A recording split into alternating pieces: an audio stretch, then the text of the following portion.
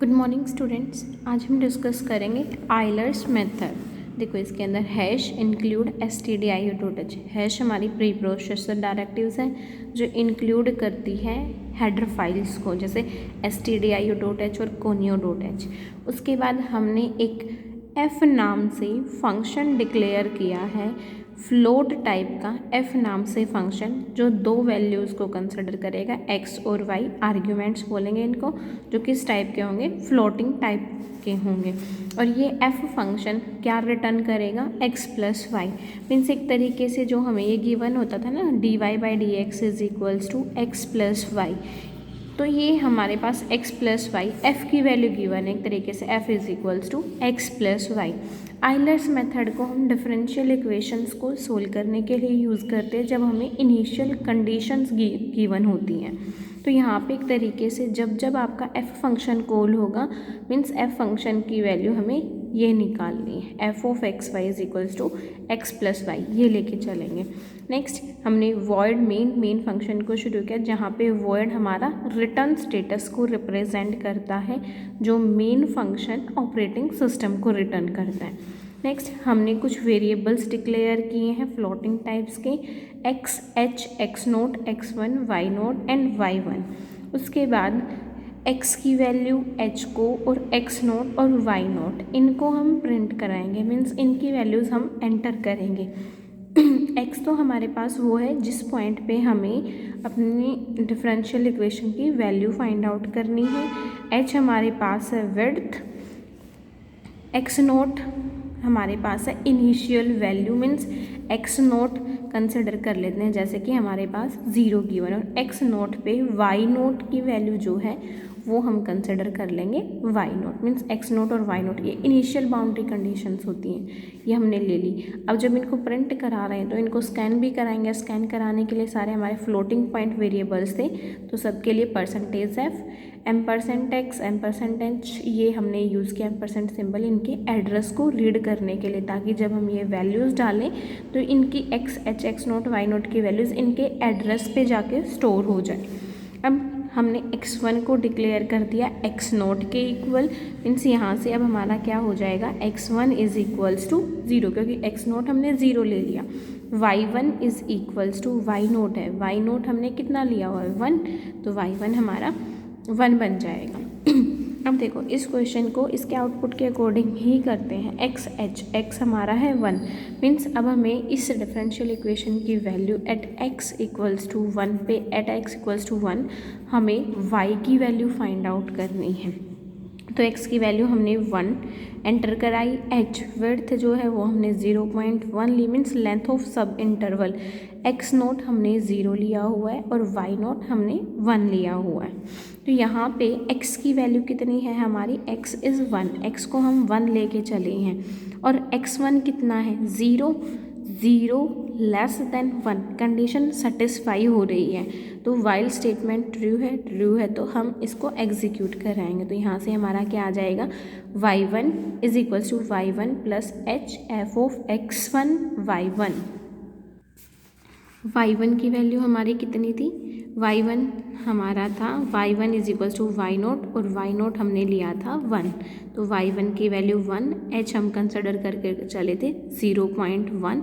f function जब भी हम कॉल करेंगे तो f फंक्शन किसको रिटर्न करेगा, इस वैल्यू को रिटर्न करेगा x प्लस वाई को, मीन्स f फंक्शन की मुझे x1 y1 पॉइंट पे वैल्यू निकालनी है। अब x1 कितना है 0, y1 हमारा कितना है 1, तो ये हमारा आ गया 1, means f of x1 y1 की वैल्यू हमारी आ जाएगी 1, y is equals to 1 plus 0.1 that is 1.1, means y1 की वैल्यू हमारी 1.1 आ गई। तो यहाँ से देखो ये लाइन जब हमने एग्जीक्यूट की तो ये हमारा बन गया 1.1। उसके बाद x1 is equals to x1 plus h, x1 हमारा कितना था 0 था, h हमारा 0.1, तो अब x1 कितना हो गया 0.1।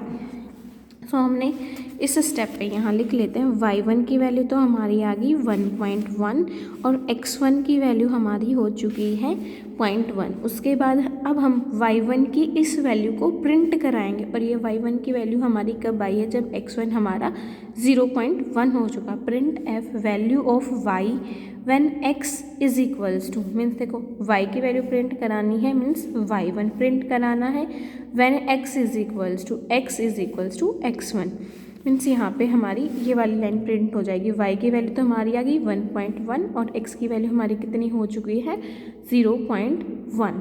अब x की वैल्यू 0.1 हो गई, फिर से वाइल स्टेटमेंट में जाएंगे। 0.1 इज़ ऑल्सो लेस देन 1, यहाँ आते हैं 0.1 हमारा 1 से लेस है, 1 से लेस है तो हमारी ये वाली स्टेटमेंट फिर से एग्जीक्यूट होगी, that is y1 is equal to y1 plus h f of x1 y1 की वैल्यू पीछे हमने फाइंड आउट की थी 1.1, वो यूज़ की। h की वैल्यू 0.1, f फंक्शन कॉल हो रहा है तो f फंक्शन हमने बताया था कि f फंक्शन जब भी कॉल होगा वो इस पे वैल्यूज़ को एग्जीक्यूट करेगा, मीन्स यहाँ से वैल्यूज़ को रिटर्न करेगा। अब x1 कितना है हमारा 0.1 प्लस y1 कितना है 1.1, तो ये हमारा कितना आ गया 1.2। 0.1 को 1.2 से करेंगे 0.12, 1.1 प्लस 0.12 इज़ 1.22, मीन्स x1। अब इस दूसरे स्टेप पे हमारी वैल्यू हो चुकी है y1 की वैल्यू 1.22 और अब x1 कितना हो जाएगा x1 प्लस h, x1 हमारा था 0.1 plus 0.1 that is 0.3, means x1 हमारा आ गया है 0.3 और y1 हमारा है 1.22। अब प्रिंट कराएंगे value of y that is y1 1.22, कब, जब x की वैल्यू कितनी हो चुकी है हमारी 0.3, सॉरी 0.1 इज़ 0.2, तो y की value 1.22 when x is equals to 0.2। अब वैल्यू 0.2 हो चुकी है, 0.2 फिर से लेस देन 1 है तो y1 की वैल्यू निकालेंगे, फिर x1 की वैल्यू 0.3 आ जाएगी तो हम यहाँ पे y की वैल्यू प्रिंट कराएंगे जब x हमारा 0.3 होगा। इसी प्रोसेस को कंटिन्यू करते रहेंगे। जब हम x यहाँ इस स्टेप में यहाँ आते हैं, x1 की वैल्यू 0.9 होगी तो y की वैल्यू हमारी आएगी 2.8158।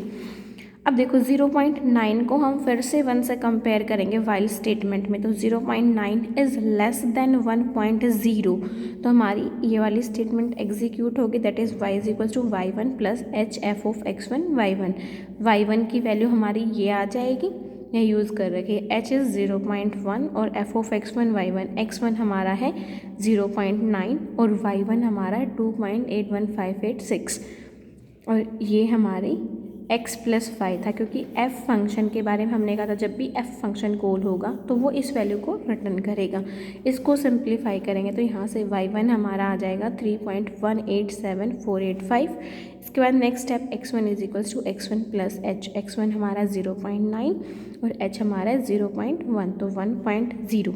नेक्स्ट हमारी लाइन ये वाली प्रिंट होगी। अब एक तरीके से y1 की वैल्यू हमारी 3.187 कुछ आ गई है और x1 की वैल्यू मेरी 1.0 हो चुकी है, तो अब हम प्रिंट करेंगे लाइन को value of y that is this 3.187 और व्हेन x1 कितना हो चुका है 1.0, तो ये वाली लाइन हमारी प्रिंट हो जाएगी। अब यहाँ पे हमारी x1 की वैल्यू कितनी हो गई 1.0। अब 1.0 यहाँ करते हैं 1.0 इज़ लेस देन 1, ये कंडीशन सेटिस्फाई नहीं हुई और ये कंडीशन सेटिस्फाई नहीं हुई है तो हम इस वाइल स्टेटमेंट से एग्जिट कर जाएंगे और सीधा कहाँ आ जाएंगे गेट सी एच पे, मीन्स यहाँ पे हमारा प्रोग्राम एंड हो जाएगा। और गेट सी एच हम क्यों यूज़ करते हैं, गेट सी एच हमारा जो आउटपुट स्क्रीन है उसको होल्ड करके रखता है जब तक हम आउटपुट आने के बाद कोई की प्रेस नहीं कर देते। तो ये हमारा था आइलर्स मेथड।